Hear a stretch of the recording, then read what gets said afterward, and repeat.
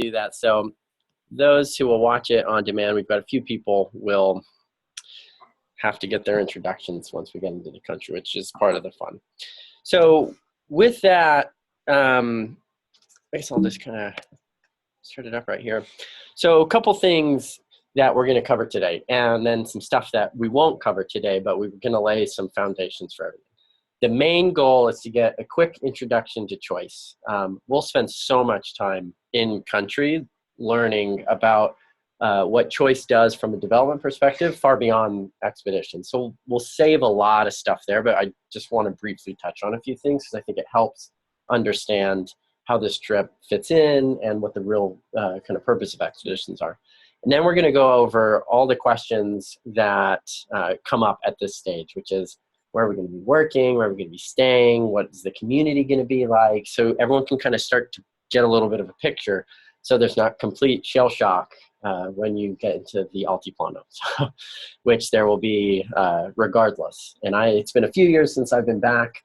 I'll talk a little bit about my background, but I'm always so excited when you get there because it's just such a geographically unique welcome to Latin America. It's 13,000 feet.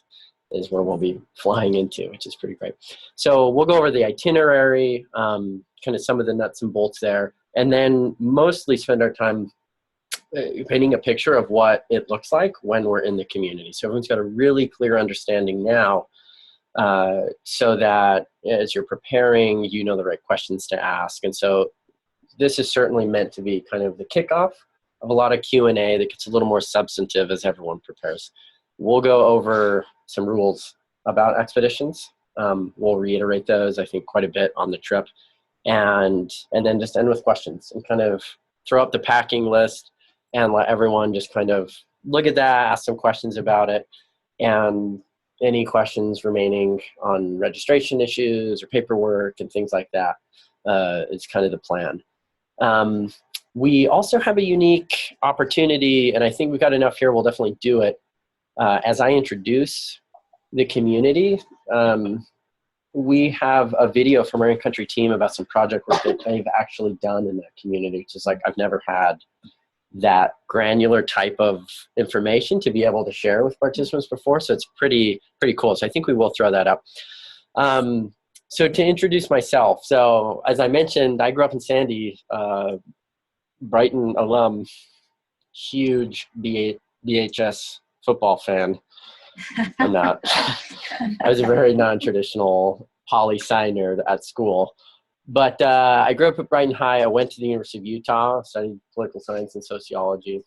And for about 5 years led expeditions for CHOICE on kind of a voluntary expedition leader basis. So maybe 1 or 2 a year for the University of Utah and other universities, and mostly to Bolivia and also Mexico. And so for my passion for CHOICE came, and for development generally, came from Bolivia. So for me, it's very fun to be going back after a few years. And totally thanks to my first expedition. Honestly, I went as a participant. I was 21 years old, 22 years old. And that really totally shifted what I was interested to study in, what I was interested to work in. And I went on to study development economics at a graduate level and taught for a number of years, and have worked mostly in international development implementers out east in Washington, D.C. And so I recently came back to Utah and was very thrilled to find that there was a need on the expeditions program, which is a program I really love. And after a lot of years, CHOICE and its model has been an organization that I really respect. And so for me, I was thrilled to come back. I came back in this capacity in November.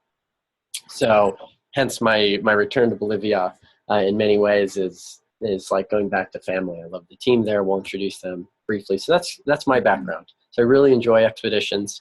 And for me, it's ultimately been very life-changing. So that's me. I'll let Irene introduce herself. So I'll be one of our leaders as well. So a lot of you have been working with me on the programming side, but I'll be an expedition leader. And we're very lucky to have Irene coming with us as well. So. Well, very nice meeting you. My name is Irene Kelly. I am from Mexico. I was born and raised there. I moved to Utah 5 years ago to study finance and entrepreneurship. And At the beginning, I started this, the normal financial route, and I was like, this is definitely not for me. So I got involved with microfinance, and then I started getting involved with impact investing, and I ended up working at this policy innovation lab at the University of Utah. And that's how I heard from Choice. And to be honest with you,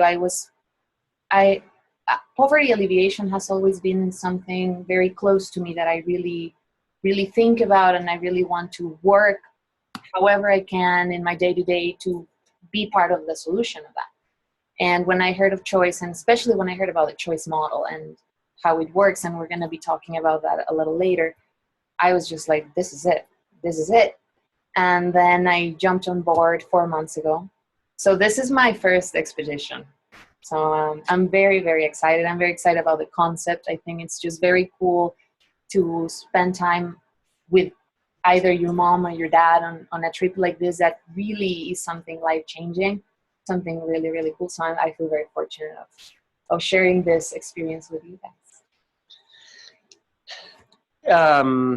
I want to just briefly touch on some people that you'll meet a lot more when you get into country, and I'm not going to go through them one by one, but I put the names and faces of our in-country team up here because while you'll be working with myself and Irene as kind of your counterparts, expeditions plug into a full team in country that is really the base of Choice, and we'll talk about that model and how it applies in all countries. But Willie and Maxima Mendoza, to me, they've been like family. I've lived with them for a few summers. I've ate with them. I've traveled with them. I've done countless expeditions with them. And they're just some of the most humble, resourceful, and effective leaders that we could ever ask for to have in country. Willie is an indigenous member, who's born and raised in the areas in which we'll be working.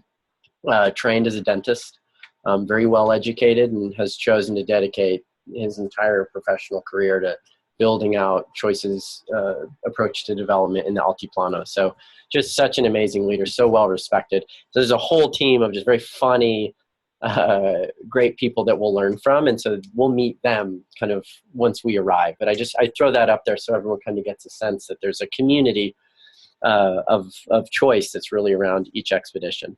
And kind of on that note, I'll turn it over to Irene for a minute just to introduce, we've mentioned a couple times, Choice model of development. So just to introduce what Choice is outside of expeditions. What are we doing, above and beyond the expeditions program? Well, the Choice model is basically a model based on leadership. One of the most fascinating things about the model is that it is not a new model. It has been proven and worked on for over 30 years. And what I believe is the most precious thing of this model is that it fights poverty from its roots, and it fights it in a very holistic way. You see when we get there that you're just not building one thing. It's really a very holistic solution to the problems they have. And it's really focusing on not creating dependency, but empowering people to get themselves out of poverty. We are not there to say, okay, this is how you do it. No, we're just there to collaborate and to be resources for them in the future. But really the whole purpose of this is to create self-reliance in the communities where we're working. Here you can see a map of the communities where we work. The process starts with us reaching a community or partnering up with a rural community that lives or has a big part of the population living under $1.25 a day. So that's where we come in and we work collaboratively with the community saying, okay, what are your resources and what are your priorities in regards to either first, let's tackle basic needs, or let's work on different economic development projects. So this is kind of like an illustration of how the model works. First, we have that commitment to change where we talk to the community and we're like, okay, let's figure out a plan. And these plans are always based on what the community knows, wants, and needs. We're just there to collaborate. Then we work based on team building. We develop the action plan. Then we execute the action plan. This is where expeditions come in, and we really wanted you to know that not every project that we work on has expeditions coming in. So for us to have an expedition is something very, very wonderful, because you get to experience development at its finest, where everything is happening, and really hand to hand with the people that are making it possible, which are the leaders of the community, not people from here, people from there.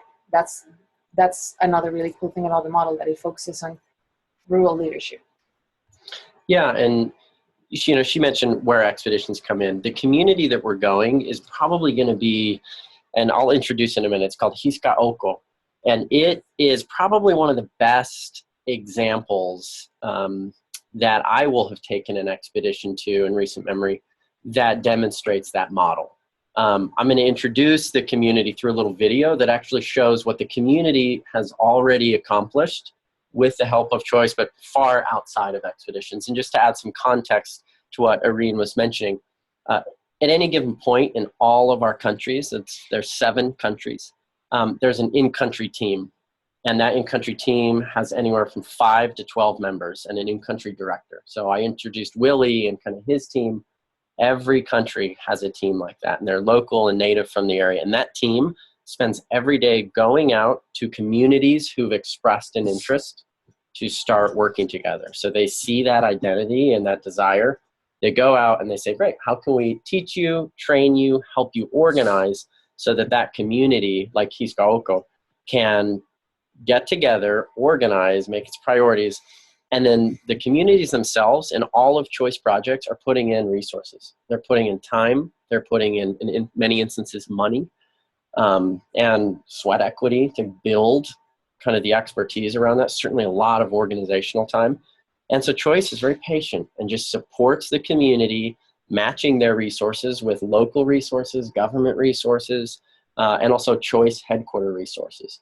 And so they'll match that energy, they'll execute the project and do an evaluation and kind of repeat that. So the community that we're going into has already gone through that cycle with a very impressive ecological greenhouse school, which you'll see a little bit of. So they've already gone through that process. Expeditions almost rarely support that process. So for example, Willie might be working on anywhere from 15 to 20 communities and projects at a time. For context, he hasn't had an expedition come down for over 18 months. So that means most communities are not supported by expeditions.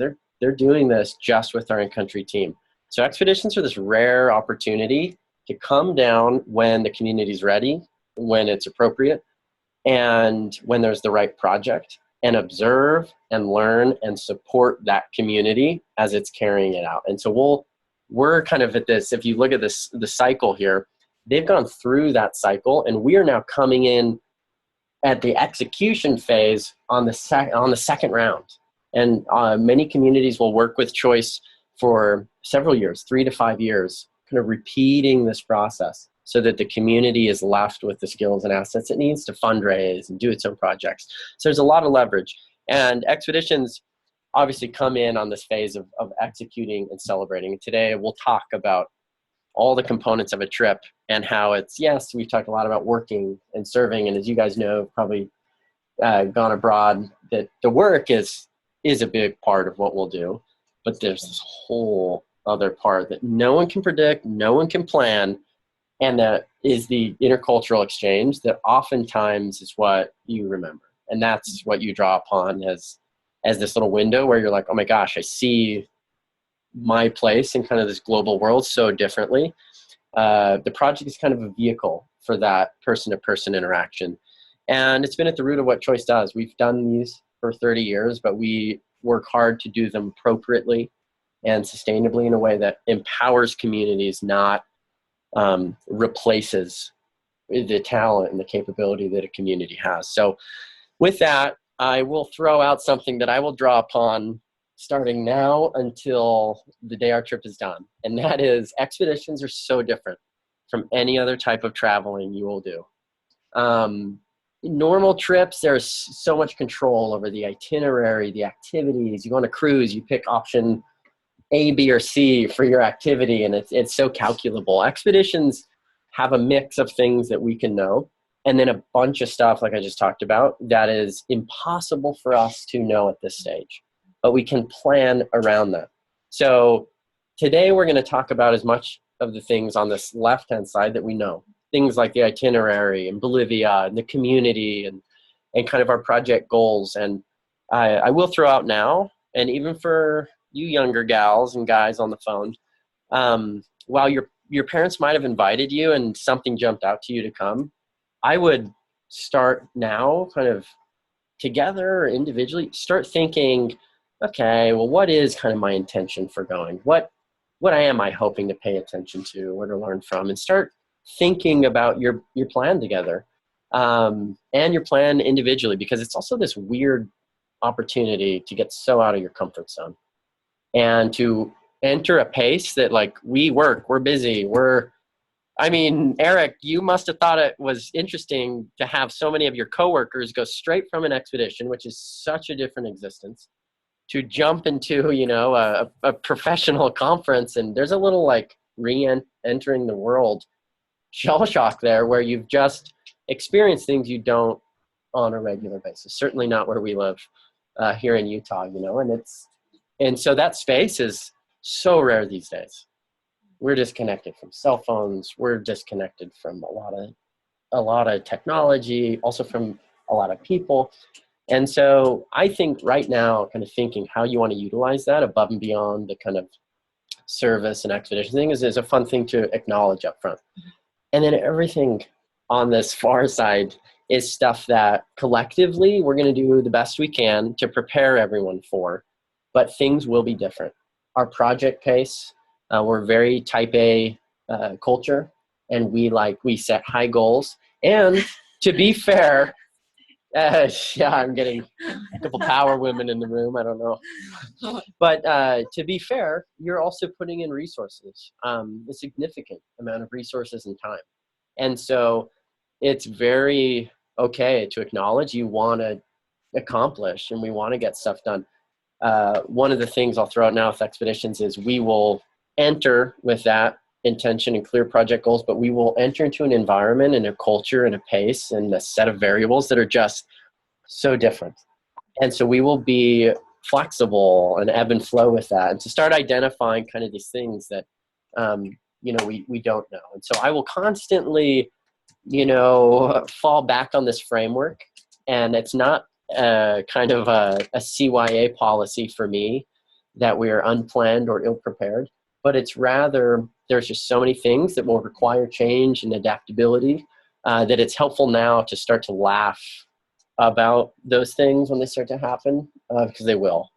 But as I mentioned today, we want to try and make sure people are clear on the stuff that we do know starting now. So up here, there has been, to me, a pretty exciting proposal in terms of a change from our in-country team that is different than what many of you would have seen in the initial itinerary. I'm absolutely thrilled about it. So first, for many of you, I think most of us, we will be arriving a day early, Irene and I. Most of you, and you've got a PowerPoint of this. We do. Yeah, I sent it in the email today. Everyone's got this, but I like your ingenuity. You're more than welcome to. I don't want to disrupt it. But we were originally going to arrive, everyone, kind of early on that 5 a.m. flight, right, on Saturday. I think most are on that flight, and go straight to Hotel Presidente in La Paz and kind of spend that day in La Paz. It's an awesome way to do it. But we thought, you know what, most are arriving in so early. There's an advantage to it'll be a little bit of an adventure, but instead of going, because La Paz is a messy city to get in and out of, and it's an early arrival, and we thought, you know what, why don't we, it's a beautifully messy city to get in and out of, why don't we gather everyone and actually take a day and a kind of a full day there and go out to Lake Titicaca, which is not far from La Paz. So we're going to go to an awesome town called Copacabana, Cool. which is The actual. Yeah. this is like the legit Copacabana. Tiny, awesome town. Tell everyone you're going to Copacabana, and I think we will double our trip numbers. Oh, yeah. you talk to? Yeah, so I mean, everyone's flights are different. It's not a straight flight, so you're likely having a connection in Miami or Houston, and then and then you're going to show up, or Miami then Houston, or Dallas. Dallas. Then Miami. Yeah, Are you serious? there's a lot in there. We're going to Texas and then Florida and No. then. No. Okay, You were that lucky. So we're going to get everyone. It's going to be early. You're going to be groggy. You can sleep in our amazing, I believe we'll probably have our amazing Choice bus that's been like rehabbed by the team. I was actually spent a summer working on it, so I trust that. I was actually shocked they still have it. It's an amazing bus. So we will be getting on that bus, going to Copacabana, checking in there. We'll get in there. We get in a hotel there. Yeah, so we're staying there. So we're going to stay there. What's that? Yeah, we can, anything you want. It's about a 3.5 hour ride. So we'll check in there. It's an amazing opportunity to check out. Lake Titicaca is the highest navigable lake in the world. For perspective, it's like visiting a lake that's on top of Twin Peaks, our highest peak on the range, which is a little over 12,000 feet. So it's pretty cool. It's a great town. We're also going to probably later that afternoon, once people want some lunch, get some rest, take a little tour. There's some amazing Incan ruins on a number of islands. The island of the sun, the island of the moon. We'll go take a tour. It's just beautiful. Come back. We'll do an orientation there. We'll meet, spend some time getting to know the in-country team, going over a little bit more. It's a small, intimate group. So I think by the time we've done a 5 a.m. bus trip and a boat tour, we will know each other already pretty well. We do. Yeah, so I think we'll be good. But we will have a good dinner, and that will be our last night in a hotel for the week. So we are then going to leave Sunday morning, or we'll likely spend a little time at Copacabana as well on Sunday morning. And then we'll head out late morning to the community, which should be about a 3.5-4 hour drive. It's just beautiful. All along, you can kind of see some photos up there, just all along the amazing Andes ridgeline. And I'll show you some maps kind of for context. Actually, I'll do that right now so you can see it. So you can kind of see Bolivia, the map. You see the airport there. We'll be heading to Lake Titicaca. Here's it on a little bit more granular level.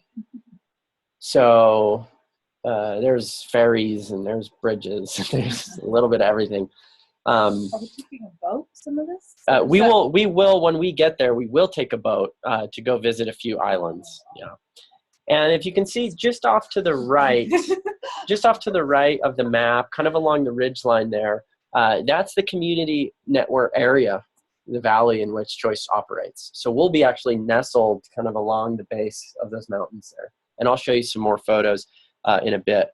But that's just kind of for some context. So really cool welcome. I think it's a great alternative to, because we'll get to go to La Paz on the end. So we'll be in the village between Sunday evening.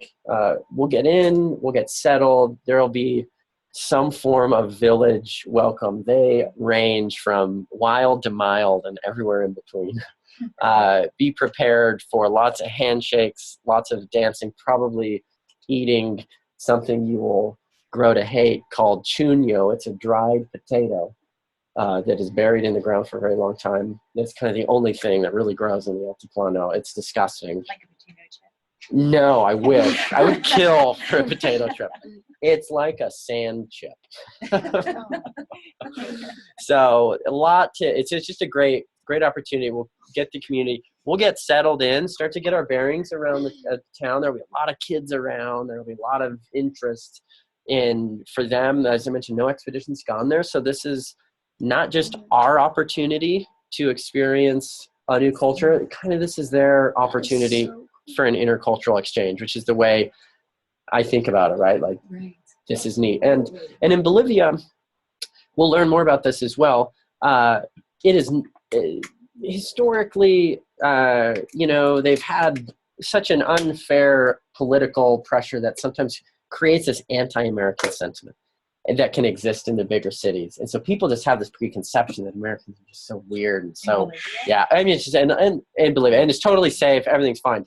And so it's really fun on expeditions to Bolivia to see people kind of be like, wait a minute, they're not crazy, and they're fun, and we can have fun. So it's really fun to do that. And by no means do I mean people are standoffish in any way, but you just have to understand historically the history of Bolivia, and you can go, oh, I get that's just a narrative that exists there. So Sunday night, really settling in.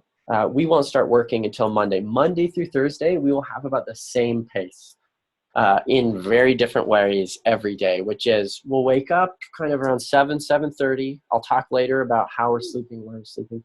We'll be waking up.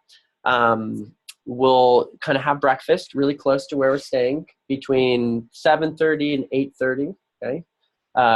Sometimes we'll eat together. Sometimes it'll be as you get up, as it's ready. So pretty casual. We're a small group, so I think it'll probably be together. We'll take about 8:30 to 9 to reconvene together as a group on just the plan for the first half of the day. And then that'll include working out in the communities, working on phases of projects that we'll be on, and I'll talk about that in a minute. We'll come back for lunch. Usually there's a kind of a longer lunch, hang out, play some soccer games, things just develop. We'll get back to the project kind of at the pace of the community by the time they're working their way back. We'll work till early afternoon, and again, that'll sometimes branch off into a number of different activities like visiting farms, visiting people's homes. People like to really showcase some of the interesting places in the community, and so we'll get pulled off in a number of areas, and those are the types of things that really influence how the pace, right, and our project pace. And some days we'll be a lot more aggressive because we need to get certain things to a certain stage. So that's kind of the pace. At night we'll eat dinner. A few nights we'll take time together as a group to really sit down and do some Q&A and discuss and kind of reflect and ask questions and try and understand things. And we'll also have some opportunities to learn a little bit more in depth about how CHOICE operates in that country and kind of adding some context. We'll do that with the in-country team. So really fun nights to just learn a lot. And the in-country team also has now, boy, they were so young when I was there. Willie and Maxima have 3 daughters who are now teenagers as well, and they'll likely join us. And they speak English great. We're actually going to, I think towards the end, I'll put the video up just for the interest of time. But they speak English great. They translated the videos, and so they'll join us as well. So we'll have a really good group. A lot of late nights spent playing cards and speed and Uno. And so I'm typically a resident trip champion of speed, just so you know. Cool. That's one of those known factors. No, that's one of those known factors. If you saw my list, there were a couple things we know, like that's me winning's usually one of the things that we know. So that's the pace. There will be plenty of time for practice, everybody. I also freak people out when I play because I have insane anxiety when I play speed. So maybe they get so intimidated that they're just like, I can't, that's too much. Let's just let him win. He looks aggressive right now. So we will have Thursday night kind of a farewell, likely Thursday afternoon with the community. And we'll depart early Friday morning. And we'll try and get out early so we can have a good, solid majority of the day in La Paz. This will be about, again, 3 to 4 hours getting into La Paz, which will be a super fun arrival. And there's a couple things that we can do there. We'll leave that open a little bit to the group and the interests. But it's an old colonial, amazingly cultural epicenter, kind of capital of Bolivia in a sense. And so a lot of history, a lot of culture, a lot of architecture, a lot of amazing markets that are representative of the whole Andean region. So just a lot of little treasures to find. And so we'll try and get there early. So we have that whole Friday evening. We'll probably take a late dinner around everyone's interests. People will start to get comfortable and maybe branch out a little bit. The hotel's right in the center, so everything's walkable. And then Saturday is, some people are staying through another day. Some will be getting, right on a flight Saturday morning. So Friday night will really be our farewell. So that's overall the itinerary. Any questions on that? We need to know Spanish.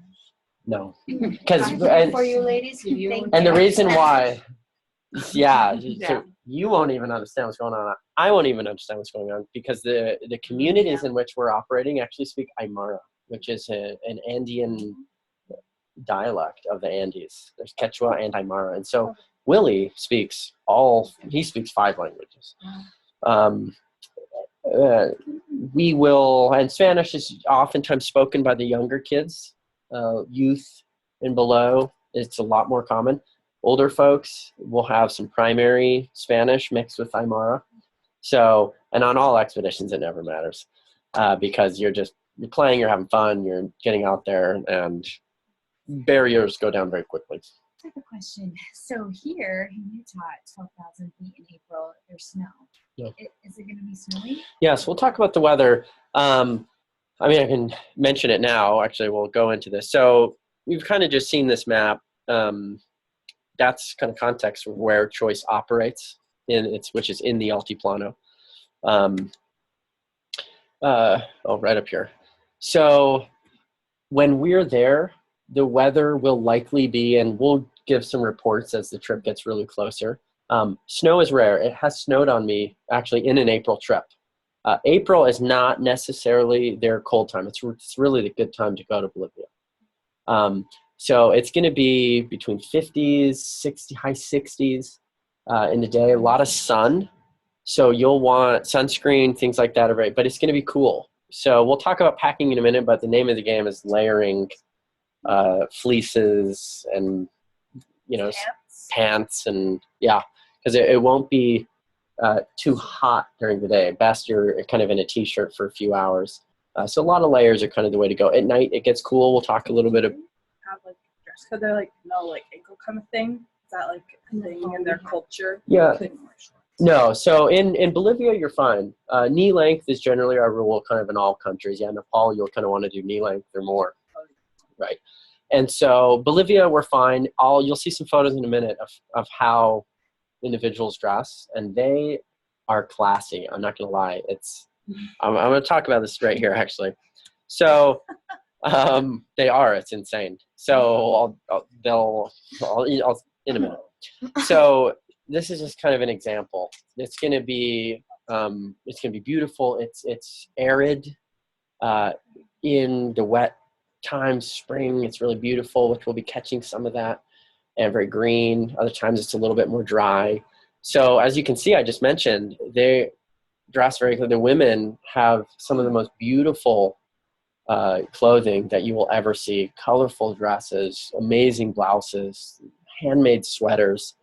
These are called aguayos, which they're carrying everything in. So this is like very representative of the terrain, where we'll be, and also how individuals there will be dressed. So by no means do I say, you'll see they're wearing classy bowler hats and fine silken scarves.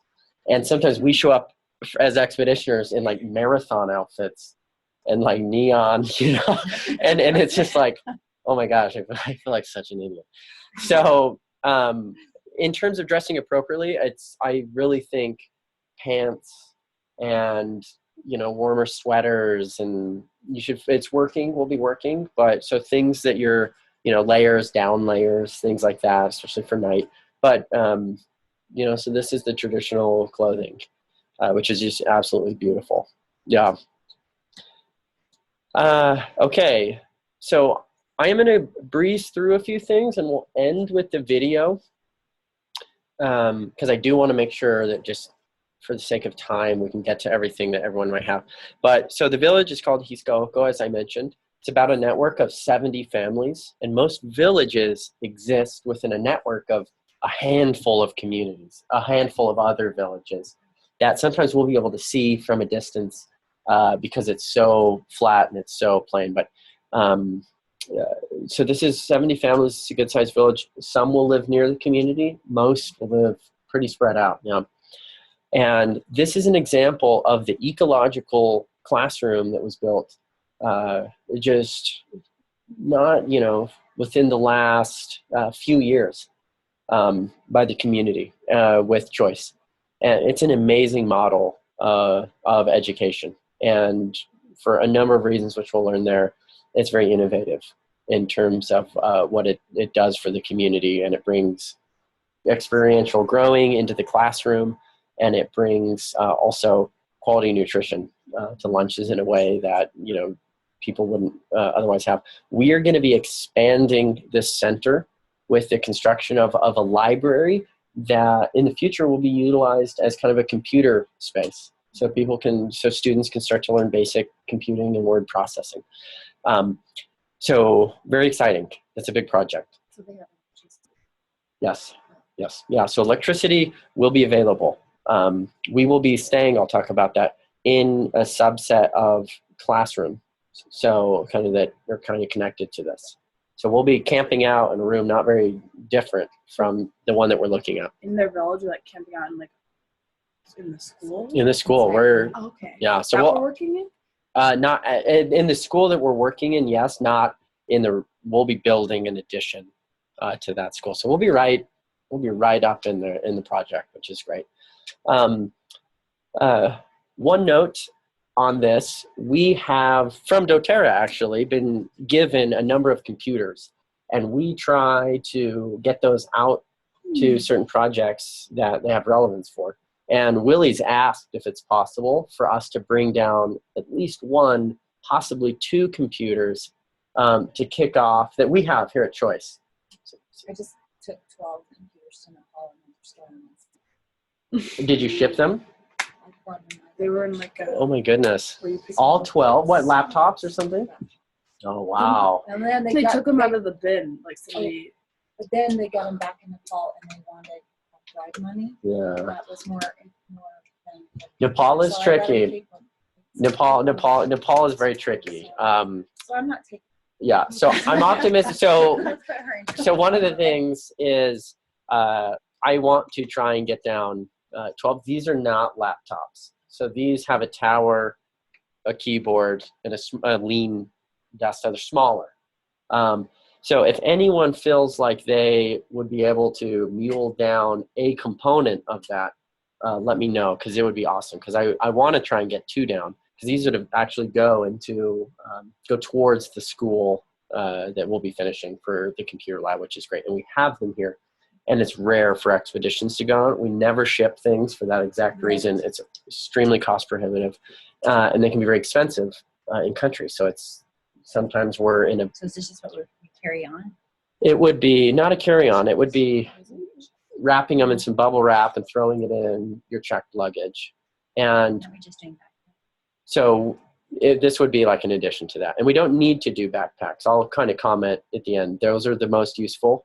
I kind of have a version of a backpack, but because we're going to try and get some computers down, we're actually taking a wheelchair down too. Also from doTERRA, I think, which is doTERRA representation there. So something you think about. No one needs to make a decision, but you start to look at your packing. And if needs be, we can help offset the cost of adding an additional bag so that we can get those down. So that's the primary project that we'll be working on. There's another opportunity I'll let Irene talk about that I think is so exciting, because it would be the first for Bolivia, the team, and great for this group. Have you guys heard of Days for Girls? Has anybody heard of Days for Girls? So we recently partnered up with this organization called Days for Girls. And what they do is that their mission is to educate young girls in underdeveloped communities about menstruation and feminine hygiene, to not only help increase their health, but also boost school attendance and really change traditions that are not facilitating these girls, happiness and ownership of menstruation. And just a context for that, that's one of the leading reasons of not having the right tools and resources as a young woman in school for them not going to school. And so the reason it's Days for Girls is with the right tools and education and preparation, you can drastically increase a whole adolescent global population going to school, having more days for girls in school. It's an amazingly powerful program. Simply in Africa, they've seen their school attendance numbers increase 30% in countries like Uganda, in communities where they have implemented their training. So one of the things that we want to do is conduct a training to girls in the community. I recently became a Days for Girls ambassador, so I'm planning on conducting a training. And becoming an instructor is not that complex of a process. If anybody of you is interested, you just have to let me know, and I'll connect you with the organization. And you just need to follow an online class, which takes about 3 to 4 hours. So if anybody wants to be part of that, that would be fantastic, and we can co-teach this class for the girls. And with that said, these are the kids that we need to be taking down to Bolivia. And basically, like the kid, we're going to be talking much more about this once we get there, and we'll sit down and I'll tell you what the training is about, what we teach the girls. And we really leave the girls with these kits that are handmade by volunteers here in the United States, and everything is reusable. It lasts 3 years. We teach them how to properly first have like good sanitation, and then how to use their kits, and it is a very, very cool concept, but we do need to bring a lot of kids with us when we go there. So if you guys would like to help us carrying some of this, that would be fantastic. I'll have my suitcase. So okay, Yeah. So this is pretty much the size. We can put them either flat in the suitcase or like this. So start thinking about it. Yeah, Yes. totally. I mean, Take 2 bags. yeah. Yes. I don't mind. Yeah, we can. And so, yeah, I mean, this is something we do actually quite a bit with doTERRA trips as well. doTERRA, I think employees make Absolutely. hundreds and hundreds of these kits all the time. And so I think a ton of wards make these types of kits all the time. It's a very large network. I'm sure if you poked around a little bit, you'd start to realize, Yes. oh, you probably have heard of this in some capacity. Yes, homework. Google Days for Girls or go to their webpage, daysforgirls.org, and start looking at what they offer. If you're interested on becoming instructors, please let me know, and we'll get you ready on that. And if just think about how many of this you would take, so we can order them before time. Well, and we're working with Will and the team right now to get a sense of how many we need too. And so Yeah. we'll then say, hey, this is our number, everyone. We'll take as many as Let's get to work on Need it. us to make them? Or No, we just need to take them. They're gonna provide the kits for us. to do beads with those too? We did this in Nepal. Did you do beads? Yeah, so I mean, they're all, everyone's going to be different. And you probably, never having done the training, the composition of the kits, et cetera, in terms of what goes in. But Yeah, they generally include underwear. They include they are like pads in a way that they're reusable. Like you have the insert that you put in the pad. So the girls just wash their pads, and it comes with I believe 5 pads, and it comes with a little piece of soap and just 2 Ziploc bags for them to keep their products. It's really very convenient and practical. and something that they can continue to replicate, but very powerful. And we're starting to implement that expertise in country as well. And so some of our in-country directors and teams have not had the opportunity to do the trainings, go through. So this will be a really fun thing that I think generally everyone who's interested can be a part of. We'll identify a day in the community, and we'll have that set up to do that workshop and that kind of class with girls and their mothers and anyone that can be there. And I think there are a lot of opportunities to really take that and make it a very fun and memorable interaction together for the girls, so that it's something that they go away with kind of really appreciating and remembering what they did. Yeah, So, a very empowering and life-changing experience. Yeah, So, sometimes we take that for granted. We have this information. We're like, oh, I know what that is.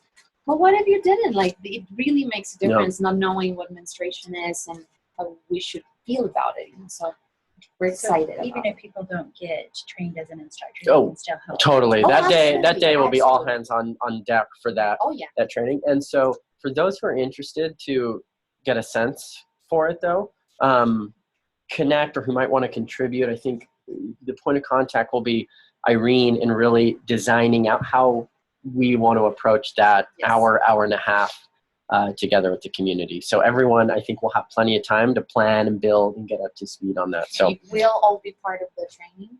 It's more if you would like to become a trainer yourself, like that's completely on the table. But yeah, we are all going to participate. yeah, so very, very cool stuff. Okay, so I just want to give you a little bit of context for so eating, I mentioned, we'll be eating together, generally fairly close, if not in an adjacent room to where we'll be sleeping. That food will all be cooked and prepared by the in-country team.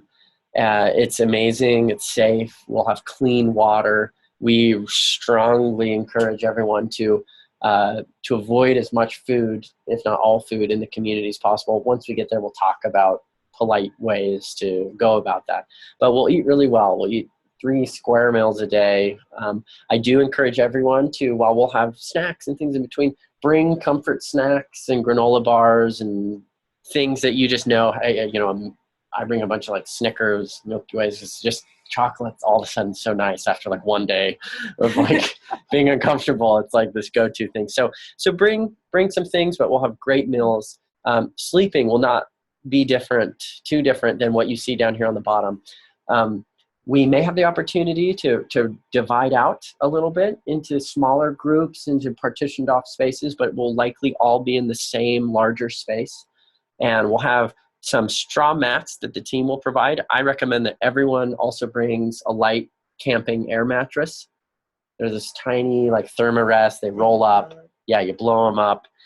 And that just adds another layer of insulation. And you'll want a good warm sleeping bag because it does get cool at night. And just think layers like sweats and fleece and things to layer up in to sleep at night as well.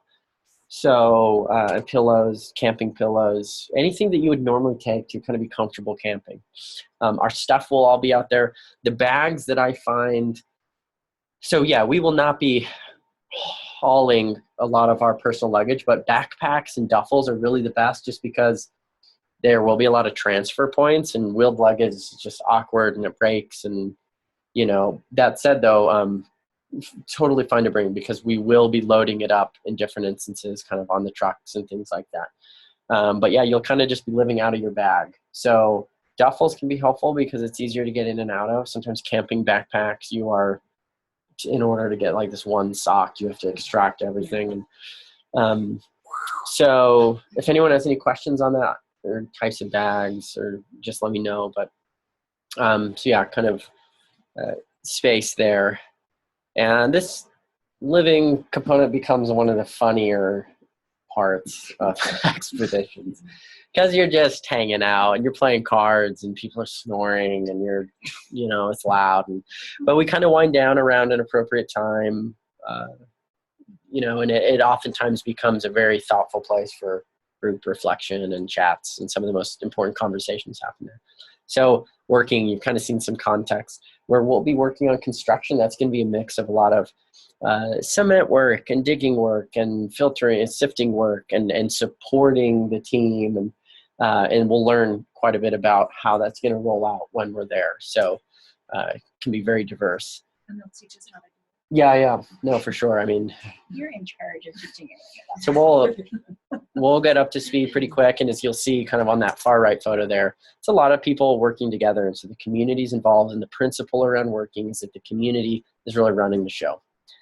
And then a ton of playing and dancing, and it's so high, and we will try and play soccer games, and we'll just be done in like 5 minutes and lose horribly. But it's like one of my favorite things to do. So a couple things on the playing side that I would maybe just throw out as a note to bring: lots of bottles and nail polish and bubbles and face paint. you'll notice that there's a theme behind these. These aren't things we're giving. I'll talk about a rule about giving and gifting absolutely nothing while we're in the country. It's so important. And I'll talk about why. But we are all for bringing tools to facilitate great interactions and great games and great memories.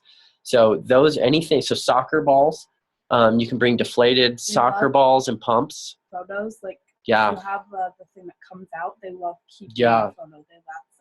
It's the most huge. cherished thing for them. So you can do those? It's so if you've got them, it's great. It is hard because Yeah. But they just have small. yeah, there's little smaller ones. The thing though that you would, we don't have a hard policy on. This kind of falls into gifting, which is it can be very hard when we don't have enough, and then we then create a real new problem that didn't even exist before we showed up, which is frustration, disappointment, resentment, etc.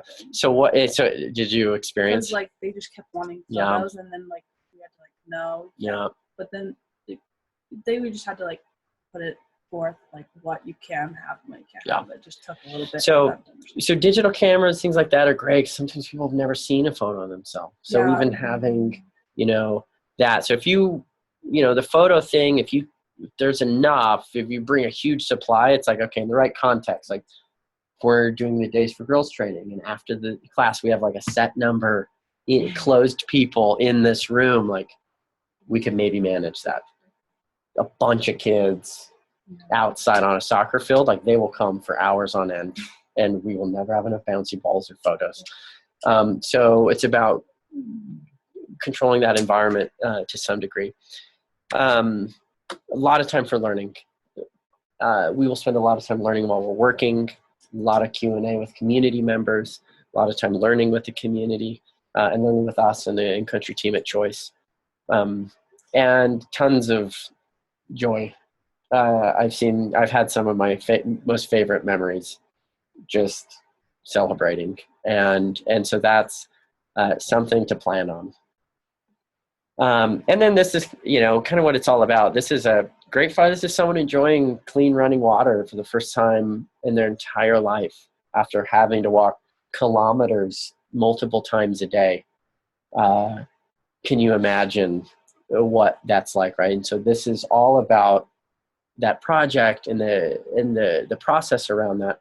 But also, the smiles on everyone's faces. This is the intercultural exchange. And so I really like that photo because it's very representative of what this means to a community and for us too. I've talked a little bit about this, but the best way to tee yourself up for a successful expedition, we've now done 30 years of hundreds and hundreds and hundreds of participants, thousands. And we see that in order to really have a meaningful experience, there's a couple things that allow people to take advantage of everything here. Because it's rugged and you're uncomfortable and it's different and we don't speak the language and it's tiring or we feel helpless or there's so many emotions going on. First and foremost is flexibility. Just bake it in to every situation. Think, how can I just roll with this? And how can I just smile or communicate it quickly to the relevant person and just be okay with the changes and how it impacts me, and just bake flexibility and fun into that.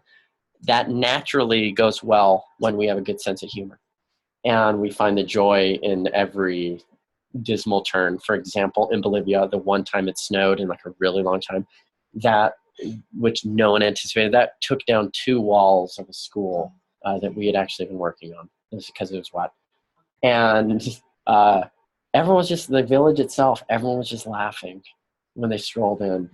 And I was just like, they must be so frustrated. Really? But also like, they're just laughing, like this is Bolivia, this is what happens. So we restarted. And it was a funny experience. And then the third one's really important. And what I mean by mindfulness is starting now even to be aware of a couple things. First and foremost, aware of yourself and how you're thinking and feeling, including your concerns, your questions, your doubts, your desire, all those factors. Like, be really aware of that and communicate those thoroughly amongst yourselves as friends and family, and to me, myself and Irene, as you're preparing, just start to be thinking of the things that are on your mind. Increasingly, when you're in country, it'll be being really aware of how you're doing, how you're feeling, are you tired, and being so open and transparent and with so little pride and ego, saying you need a rest and saying you need to slow down or saying you need more food or you actually want to take a nap. Like, those things are fine. So being really mindful about yourself. Second, this is a smaller group, so that's helpful.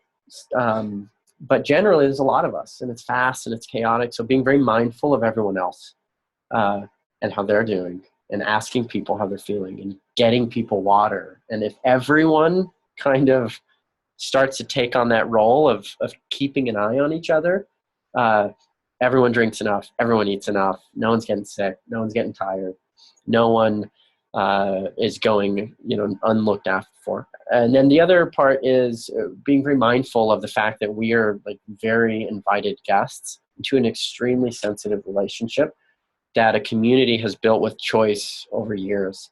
And because of the perspectives people have about Western culture at times, they're looking at us with an eye of a total warm welcome, but with an eye of like skepticism. And so being very mindful about our interactions in the community and how we represent CHOICE, ourselves, our families. doTERRA, when they go, they're representing a huge brand, all our, corporations. So there's a high level of representation there, which means you're just being really thoughtful. And when that happens, we have a great trip. So I already talked about this, no gifting. And the reasons why are like those reasons that I mentioned. Also because the reason the community runs the project is it's extremely important that having a bunch of affluent, you could say, relatively, individuals from another country come down and work on a project with them and could leave the imprint that, they don't have the capacity and they actually need others to get the job done, and create some layer of dependency. And CHOICE was very hard to, in fact, do the opposite, empower this community. And so when we come, it's not about we're here to give things and you should expect that the next time it comes. It's about there's an equal partnership where we work together, and that is the exchange. And so the things that we can do are like the activities I mentioned, anything, coloring books, bigger things that you can sit down and do with someone. But that experience is the real product, is the way we want to go. I would encourage everyone that can to bring a few soccer balls or frisbees and things like that there are things we can't, or school supplies, Spanish to English, very basic elementary learning books, because what we can do is collectively leave gifts and assets with school director, community leaders, and they manage those. So that's how giving can be done collectively. So no individual gift giving. So those are some things that are really great to have. Also, very important on expeditions that we are an apolitical, a-religious organization that strives to be accommodating to everybody. And so that means, right now, a little hard to not have political discussions. But as we're a small group, we get to know each other. Some of those barriers can adjust, but we just want it to be a safe space for everyone. So that means no politics, no religion, no debating within the group, and nothing of that nature between our group and the community. And then no promises that you or CHOICE simply can't fulfill, because that's unfulfilled promises have happened far too often to communities around development, and that has created seeds of skepticism, and they lose trust. And so that trust is really important. So 3 really important rules. Okay, so with that, I know we're going over on time. I want to open it up to just Q&A on packing. I already mentioned bags, sleeping bags. This says one thing here that I need to change, which says no jeans. Don't read that. Jeans are what you want. Oh, really? Yeah, jeans are great. We don't have to. You don't have to bring jeans, but jeans are great. You want a couple pair of pants or things that you feel comfortable to work in, okay, that are comfortable for you. Jeans are just great because one or two pair. Here it's not very humid. That's why we oftentimes have that, but it's not very humid up here. It's a little cooler. Jeans. This is part of what you sent us. Yes, you've got all this. So this is not your one time to see it. You have all this information. Oh yeah. Yeah, bathroom right around there. So you've got all this information. I just a couple things to iterate. Working pants. Kind of honestly what I do is I have like one outfit that I work in almost every day. And then the minute the day's done, I kind of change into something more comfortable. So then I only need like 2 comfortable outfits because those kind of last the whole time. I'll be honest, no one's probably going to bathe. We will have access to running water, but it'll be freezing. You can bring Cold. wipes. Yeah, wet wipes, dry shampoo. So there's the option to bathe, and that's great. And anyone who wants to can certainly do it. Like, this guy, no way. Water braiding. I have gone Yeah, swimming before. We once had a kind of a great water spring, and it's freezing. It was great. No, obviously it's freezing. So, we will have some solar shower packets, which might warm up a little bit. So there's that. Lots of just good socks. I recommend 3 types of shoes.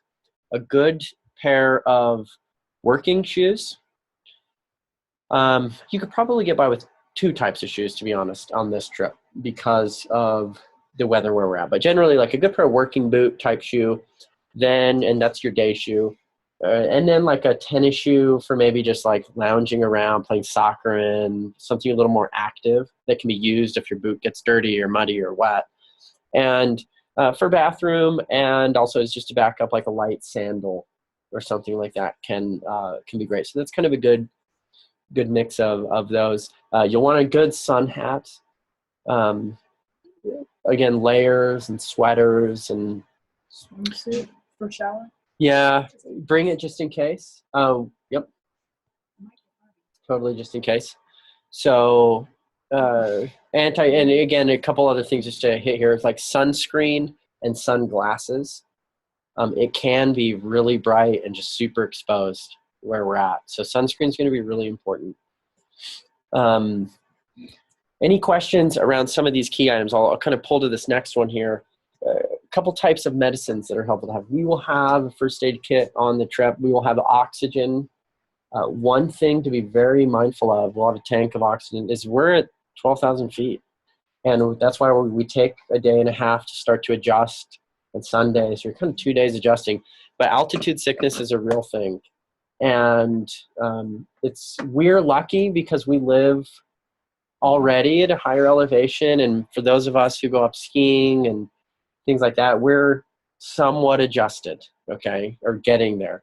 I've never experienced it. Most participants never have a problem, but sometimes 1 or 2 people do. Do you take medicine? There is a type of medicine. We'll have that. And I can send you. So even when you go, you don't have medicine? If I have a problem. Okay. Yeah. So there's some medicines. They have sugars. Like that. So by that, what we mean is kind of bug, fleas, whoops.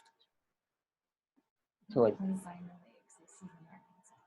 yeah, it's kind of it's a human, like in the grass. So this one might be a different type of. This is generally like, let's think like bed bugs, gnats, fleas, little bites. All of a sudden you wake up in the morning and you got a bunch of like little ankly bites, very common in Bolivia. Oh, that's chiggers. Yeah, those are chiggers. So cortisone and creams like that are really helpful. Bug spray, very helpful. Although it's not, we don't have no mosquitoes, things like that. Yellow fever. So I chose not to do it. So yellow fever is required. Well, they told us no. We went to go get the shots and they said you don't need them. So it's required for the visa. So you don't need it. Yeah. So a little thing here. It's required. It's not necessary. She said that we will get there and we can get through the borders without the. Probably, yeah. So sometimes, yes, there's a high chance I guess I should say this. Probably almost all circumstances, if you don't have it, we can get through. That will add a layer. of either money or time, or sometimes complications, and it'll add a layer of complications. Even though 8 years ago, the Obama administration got rid of the political strife, which is the reason why the Bolivian government required their certificate. It is part of it. I mean, it's been required for a long time. They still have a high, and it unfortunately hasn't gone down. It's been floating around to go down. But yeah, they elevated the visa cost substantially, and layered on some requirements, one of which is yellow fever. And that's the reason. So it's no, I mean that's been a. She kept telling us the same thing. We just got it. She kept saying we don't need it. So you don't need it. So You she really. put in our note. She's like, the CHOICE Humanitarian made them get it. So She was kind of funny about the it. reason, yeah, because it'll Does that mean we need half the time they'll ask for it with your visa application. Half the time they won't. Half the time when they ask and you don't have it, there'll be some. You won't need it if you get it. If you don't, You know get what I it, mean? you'll- And then yeah. and so that's one of those things that we can plan on if we can do. So yeah, so I would strongly encourage you to get it. Where did you go? It's not travel plan. Yeah, the travel That's what clinic. I heard. But just that day, just Yeah. a little bit then, and then it didn't. It could not be anywhere. Yeah, so it's So you guys said that we could be okay going. I think that was the typhoid typhoid or malaria. typhoid is not required. She's the one that shot me. No, so typhoid is I'm talking. So there's a difference between what is necessary and what is required. Necessary is like, will I get yellow fever? No. Is it required to get into the country? Yes. Is typhoid required to get into the country? No. Is it necessary generally in life with international travel? Yes. So that's the difference. So we really spell out what are the things you for sure need logistically to get in. So you're saying we need typhoid? So I don't think you don't need it. It is a recommendation of ours. Like generally, if you're going to do it's not an issue in this area. Okay. But international travel, like it can be. There's a booster shot you don't need to get typically at a travel clinic, which is like your tetanus, diphtheria, and typhoid together. Those are like shots that are generally very good to have for a trip to Cancun, for anywhere. They're not required to get into the country, but we recommend, like, if you think you're going to be doing some international travel, like, go for those. So that's the issue with yellow fever. Yeah. So it's hard because and it's a live virus. They give you a thing to take. Like fill out saying Yeah. Yeah. I mean, I've had it. Every missionary that the church probably sends out to almost anywhere has it. So it's common. It's good for 10 years. And yeah, so it's frustrating. So it's one of those things we wish we could be relaxed on. Right, but you don't know. You don't want to go down there and go, sorry, Yeah. I don't have enough cash. So it's kind of situation there. Okay. So how much is the visa? Because I've seen it at different places, Yeah. in a bunch of different places. Totally. So what's the real price? So 160 would be the amount you would plan to. That's good for the life. That's good for 5 years, generally. They might have changed have that in cash. that's for the life of the passport as well. It is meant to drop, and I was hopeful that 2016 might be some shift in that, but I've seen nothing that's changed. On the visa thing, so 2 passport photos, 2 small ones, you can get those like Walgreens. The visa application can be done there. Also, many of you filled it out beforehand. It's in the appendix that you've been sent. And and so yeah, you've got this here. Just have this. I will have, I'll email you a letter that we have as the trip gets closer to have. We will also well, yeah, I'm not going to be on your flight. So anyways, everyone will have a copy of that letter as well. So that's. So I have a question, since it's on the same line, the copy of the credit card or bank statement, international certificate. So if you have the yellow fever one, then you don't need those? No, so it's the bank statement. So from a financial standpoint, it's one or the other. Bank statement or the the front of your credit card. Why do they need that? So I'm trying to remember why they asked for that. So did we leave it with them? No, it's Just just show it it's to all required for your visa application. Trying to recall. There's a reason. Well, just use Jackie's. It's so that you have the Shows that you're you have money. demonstrating It's just that you you have have the financial means that to you're not going to be like a to vagrant, stay in the country and that you have like leave an the exit country. ticket. Right. That you're not just like going to show up and not have problem systems. They want to see the letter. Like, why are you here? Okay. Can you take care of yourself? Are we going to be stuck with you essentially? Okay. Which are the same things we require at the United States. We just, you know what I mean? So it's, ours is actually much more complex. But so there's that. Kind of going back up to this. Yeah, so your basic stuff. Any questions on packing items? Again, you have all this. This is just meant to trigger. You need face masks. No. Where does face mask? Where do you see that? I just have to take them. Yeah, no, we should be fine. Handkerchiefs, I have some. Those will suffice. Good for sun. Yeah. So I don't have any more. Eric, have you guys got any questions on the line there? Nope, no questions from us. It looks pretty clear. So Hold on, just one moment here. Speaker is dying. Okay, give it a shot now. yeah, no questions from us on our side. I think it's all pretty straightforward. Great. Awesome. Yeah, anyone else? Questions? So you need a pair of work gloves every day, or will they suffice the whole? Yeah, I bring 2 types of work gloves. I bring those little cotton, like gardening ones that have like rubber on the bottom. Oh yeah. I bring Just those. lightweight. Yeah, they're like super lightweight. And then I bring some leather ones. Because sometimes you wish you had one or the other. And honestly, like an extra pair is usually helpful. That's great. So that other little things that I bring, it's on the list, but emphasize for sure headlamps with extra batteries. Do they have like tomatoes that need to be told warm? Yeah, you're connecting the dots. Favorite activity. So you're that I lady ran in the out of- neighborhood. Wearing your headlamp, cold water, tomato plants. It's because I like to rest. Okay, well, you're in good company. So yeah, Ziploc bags, packing and kind of packable, collapsible travel packs are really good because then your t-shirts can all be in one, your pants can be in another, and medicine in another, and that kind of helps organize a big packing space because you're kind of living out of it for a week.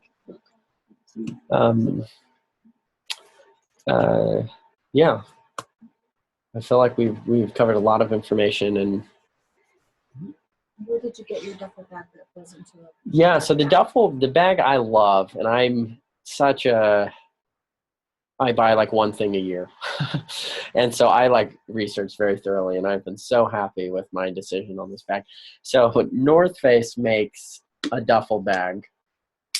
It's the only, I don't know what name it's called, the pack itself, to be honest. I should know that. It'll come to me. But it's like a basic duffel that comes in a lot of different sizes, small, medium, large, extra large. It's waterproof. So it's like this rough kind of plasticky waterproof material. And it's a duffel bag. So it's big, it's open, it's really, really durable, but it also has backpack straps. So it's not one you would use like hiking, like going on a backpacking trip, because it hurts and it's big, but it just is so easy to get around. So She's laughing because we have. great. Yeah. They're great. Yeah. Is yours large? So I am also a light pack. I wouldn't use me as like an example to some degree because I'm a light packer, but I mine's a medium size. That lets me, it covers everything I would need on an expedition for sure. It also lets me sneak it on as a carry-on. So you carry your stuff all in.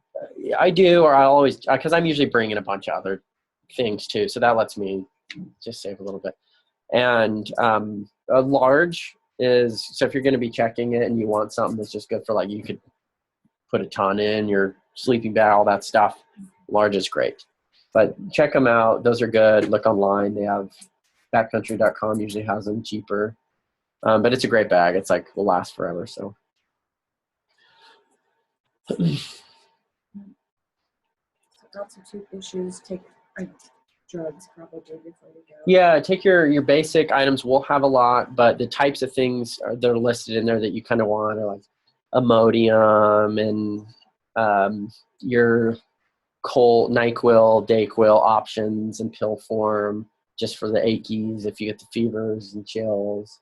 Pepto-Bismol, kind of tablets, and Advil. You guys would know, but motion sickness, Dramamine for, we will have kind of some bumpy rides. We'll be tight. You can definitely, motion sickness is something that you might feel. So have that. Books, journals, all that fun stuff. And so there is electricity for you to There charge things. is electricity. We will have some converters for that, but I recommend if you want your own kind of travel converter, things like that. It's a European something. So in many places, and especially in hotels, increasingly they've kind of adjusted a little bit, but it's 220 volt. Many instances, it's 2 circles. Yeah. They're like a little flat thing. It's a European. Any travel store will have, like, sometimes these ones that like convert everything. So electricity typically shouldn't be a problem. And in those, if you're charging an iPhone or something like that, that adapter will actually convert the voltage from 220 to 110 and you can regulate it there, so you don't worry about that. So if you bring your phone, there's like just for picture. Yeah, really. Increasingly, to be honest, it's crazy. Times have changed for sure in the last 5 years. Cell phone access or some type of service on a roaming level. So it never surprises me. So I wouldn't say no, like definitively, but highly unlikely. Yeah. Some kids in the past on youth trips have run thousands of dollars of bills on their parents. Yeah. And I mean, it can. Thousands. So they compensate for some kids because They lock them in a box for 2 weeks. They don't give back. They need to be fully present. And there's something, I mean, we all use them as cameras and such now. Generally, I think everyone will get a sense. It's great. There's no service. It allows everyone to just be so much more present. And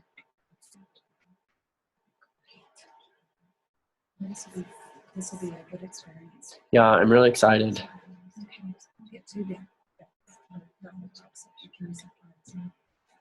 Okay, great. Yeah, I'll have, I'll be bringing a big wheeled one, I think, to fit in some computer stuff. Yeah, it's always a risk. That's bad. Yeah, it's too bad. And here are the items that I sent everyone today. So in the email, this was in there. So you have those attachments. But if there's any questions, just let me know and shoot me a call. Situations. Yeah, so we will have some bathrooms. Like flush toilets? Yeah, in the school. You're in type where you sit on the toilet or squat? Yeah, with seats. Yeah. Squatty potties are very common in Nepal. Yes. And what about sinks? Will there be a sink for brushing teeth? I mean, why? So we will, brushing teeth, really recommended to just do with bottled water. Yep. But there'll be a sink. Yeah, there will be running water for kind of freshening up and stuff like that. You guys excited yet? Well, that's just Main Street. Yeah. Electricity and We have a potty. a real Yes, bathroom. My worries are completely gone now. But we bring our own I don't toilet mind paper. not showering. No, you for a don't need to week. bring toilet paper. Bringing your own kind of supply of wet wipes and things like that, like wipes, are just great to have. But no, you don't need to worry about toilet paper. Oh, we did everything. Kind of a little, again, it's all in there, but like a little travel towel can be nice. Changing even, that can be nice. So. And if anyone's interested, we can even take just a few minutes and watch even the few minutes. I mean, this is the actual community, and it's so rare to have a video. Willie and the country team, they like kind of doing some of this stuff, and they actually just brought this, and he sent it, and he said, "Oh my gosh, show them the video," because we have one. So let me just pull this up a minute here. Oh yeah, I got it right here. Okay. Oh, I saw a chat go in. Sorry about that.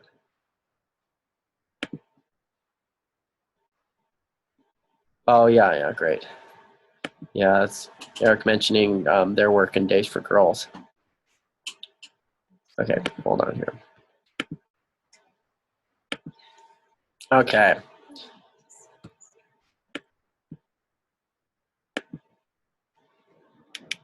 Oops, I just turned that off. Hold on.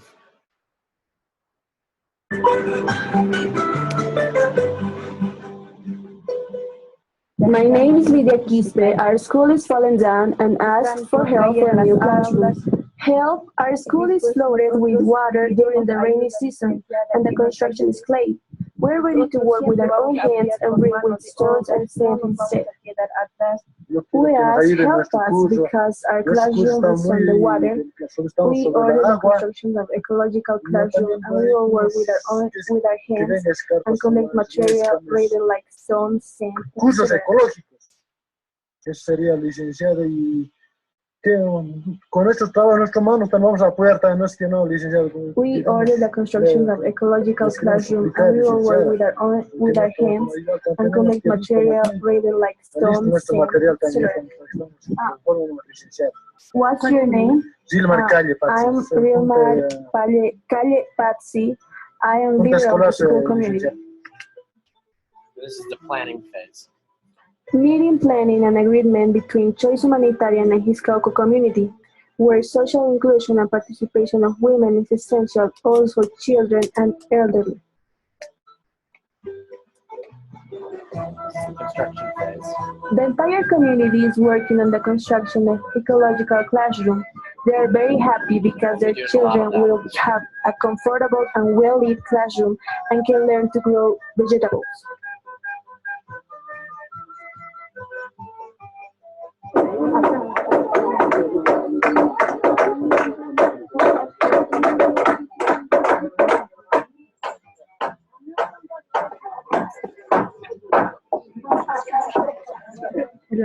This is the day to put the school roof, for which the sacrifice of a sheep is an offering to the Andean gods, were performed. At this time, the sheep eats Heads up here. the coca leaf in honor of the Pachamama.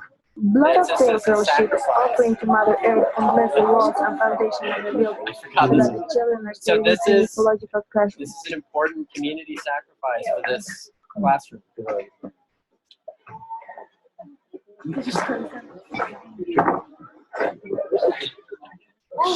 The leader of the community, Hilir Mariku, awards education leaders for their work and organizes the community. So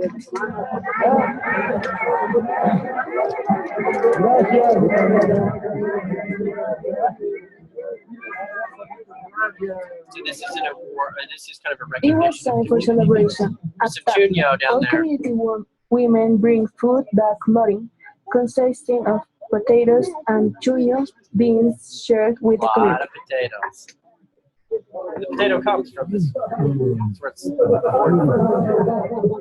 thousands of varieties in the Altiplano. So this is pretty neat. This activity is organized Choice Humanitarian. Is the exchange of students between Palina Grande School and Hiscoco School. Each school is organized to learn from their experience. Both communities now have ecological classrooms. So they're bringing other students in to see the work together. So it's a really cool community exchange.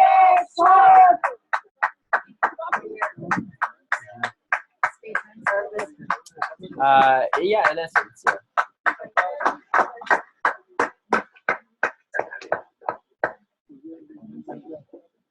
Hermanas, bienvenidas, pasen, pasen. This meeting helped us to understand how school has influenced the academic performance of children, as Professor Basilio Cory has used the classroom to see the education of children, as this instrument serves how to maintain ecological classroom. We'll probably kind of stop it here because it goes on to talk a little bit more about the school administration and kind of how that, you know, functions. But yeah, so that's this is, you know, this is the roots of the community in which we'll be going. So I hope that adds a lot. That's exactly So there may be another sacrifice, and we will certainly give everyone a heads up to either be present or not. Yeah, I mean, culture is a big deal. You know, tradition and history is a big deal. You're talking to a vegetarian here. But I actually really respect, on one instance, after a very large school construction, they actually kind of sacrificed to the whole community an alpaca for a very large feast. Yeah, for sure. Oh, good, nothing goes wasted. Sure. Yeah, every ounce is utilized for something. So really common, for example, when that happens to them, you got a 4-hour all-day cooking fast, and that's a big celebration. So it's certainly a connection, and you can imagine that type of connection and sacrifice going into that. But yeah, it's legit. You know what? It wasn't until I saw the sheet. I should have. I saw the video. I should have just like paused it. It was too late. We are about to proceed to see. Be glad you weren't in the room here, Eric, with you know, all these women. I didn't set myself up for much success there. Get a knife and then just cut the head off. Yeah. Pretty much. But anyway, so that's it's a lot to think about. But with that, I think we've covered a lot of territory, and I'm very excited. And we're gonna have a great group. We have just such a fun size too. To be honest, we don't always. Sometimes our groups are really large and creates different dynamics. This group size, I think, is going to be really fun, and I think it affords a lot of different opportunities. So we'll have 13, you know, which is a great group. Yeah, it does. So with that, Eric, I think we'll say goodnight. You're a little later on your end, so thank you. Yeah, thank you, guys. Good to be with you, and thanks for letting me get on the call with you. Okay, well, we'll see you in Bolivia. See you soon. Nice to meet you. Nice to meet you guys, too. Hey, we will.